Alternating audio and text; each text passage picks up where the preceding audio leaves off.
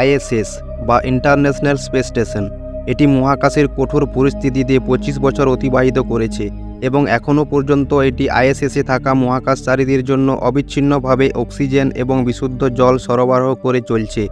International space স্টেশনে সর্বদা 4 থেকে 5 জন মহাকাশচারী উপস্থিত থাকে, যাদের দৈনিক জলের প্রয়োজন কমপক্ষে 45 লিটার, অর্থাৎ প্রতি মাসে 1350 লিটার এবং প্রতি বছর 16,200 লিটার। এছাড়াও ইন্টারন্যাশনাল স্পেস স্টেশনে বছরে 1000 কেজি অক্সিজেন গ্যাস ব্যবহার করা হয়। পৃথিবী থেকে 400 কিলোমিটার দূরে মহাকাশে এত জল এবং অক্সিজেন কিভাবে তৈরি হয়, আজকের ভিডিওতে এই নিয়ে আলোচনা করব।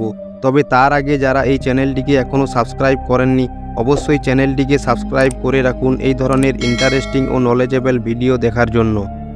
এই কাজের জন্য ইন্টারন্যাশনাল স্পেস স্টেশনে দুটি সিস্টেম ইনস্টল করা আছে। একটি হলো জল পুনরুদ্ধার বা ওয়াটার রিক্লাইমেশন সিস্টেম বা WRS এবং অপরটি হলো অক্সিজেন জেনারেশন সিস্টেম বা OGS।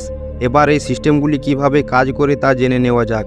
ওয়াটার রিক্লাইমেশন ব্যবস্থা মানুষের বজ্র যেমন প্রস্রাব, ঘাম এবং আর্দ্রতা থেকে জল সংগ্রহ করে এবং তারপর তা পরিষ্কার করে এবং আবার পানযোগ্য করে তোলে।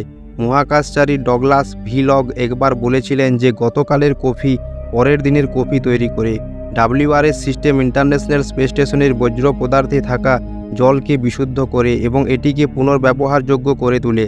এইভাবে 98% পর্যন্ত জলের অপচয় রোধ করা যায়। এর সমতুল্য হলো অক্সিজেন জেনারেশন সিস্টেম। এই সিস্টেমটি WRS থেকে সামান্য জল নেয় এবং তারপর শ্বাস প্রশ্বাসের জন্য অক্সিজেন তৈরি করার জন্য একটি বিশেষ প্রক্রিয়ার মধ্যে দিয়ে যায়।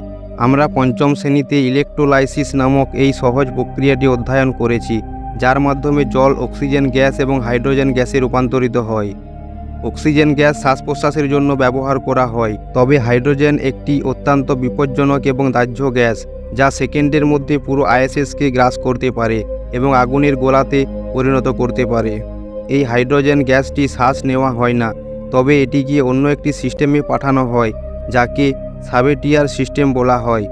এই সিস্টেমটি আইএসএসে উপস্থিত নভোচারীদের বজ্র কার্বন ডাইঅক্সাইড সংগ্রহ করে এবং এটি হাইড্রোজেন গ্যাসের সাথে মিশ্রিত করে এবং তা থেকে জল, মিথেন গ্যাস এবং সামান্য তাপ তৈরি করে। তারপর জলকে পুনর্ব্যবহার করা হয় এবং তাপকে হিট ম্যানেজমেন্ট সিস্টেমে পাঠিয়ে দেওয়া হয়। কিন্তু মিথেন গ্যাস, যেটার পৃথিবীতে উল্লেখযোগ্য গুরুত্ব আছে, এটিকে আইএসএস থেকে মহাকাশে বহিষ্কৃত করা হয়। মিথেন গ্যাস, যা এক প্রকার জ্বালানির কাজেও ব্যবহার করা হয় এবং এটি থেকে শক্তি এবং তাপও তৈরি করা যেতে পারে, কিন্তু এটিকে মহাকাশে বহিষ্কার করা হয় কারণ মিথেন গ্যাসকে জ্বালাতে অক্সিজেনের প্রয়োজন এবং আইএসএসে অক্সিজেনই একমাত্র এমন জিনিস যা সবথেকে মূল্যবান। যদি আমরা আইএসএসের সম্পূর্ণ অক্সিজেন এবং জল প্রক্রিয়ার দিকে ঘনিষ্ঠভাবে দেখি, তবে এটি রিফুয়েলিং মিশনের উপর নির্ভর করে, কারণ আইএসএস 98% এফিসিয়েন্ট হলেও প্রত্যেকটি সিস্টেমে কিছু লসেস ও লিকেজ তো হবেই।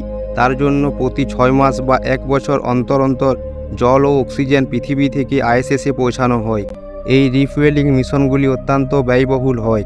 মাত্র 1 লিটার জল সমুদ্রপৃষ্ঠ থেকে 400 কিলোমিটার উপরে আইএসএসে পৌঁছাতে প্রায় $2,500 খরচ হয়। তো বন্ধুরা, ভিডিওটি কেমন লাগলো অবশ্যই কমেন্ট করে জানাবেন।